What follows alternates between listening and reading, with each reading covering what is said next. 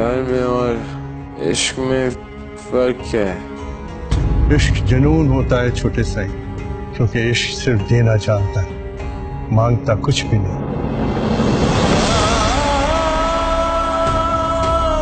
आए उस पर भी कड़ी इश्क में गुजरी होगी, नाम जिसने भी मोहब्बत का सजा रखा है।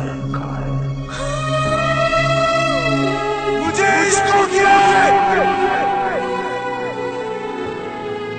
आशिक बन गया मैं।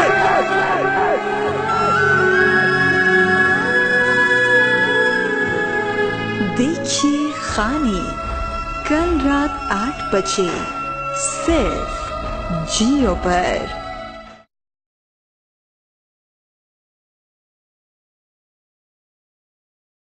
जोड़ जॾहिं मां घुमंदे ॾिसां थो, सुध कनि में मां पइजी वञां थो। ॾाढी यार थो कोशिश कयां मां, हो कारो वॻो लहे नथो।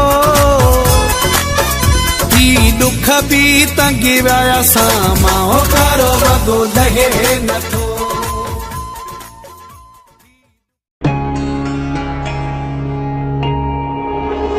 प्यार में और इश्क में फर्क क्या है? इश्क जुनून होता है छोटे साई, क्योंकि इश्क सिर्फ देना चाहता है, मांगता कुछ भी नहीं। आए उस पर भी कड़ी इश्क में गुजरी होगी, नाम जिसने भी मोहब्बत का सजा रखा है। मुझे इश्क हो गया है, आशिक बन गया मैं।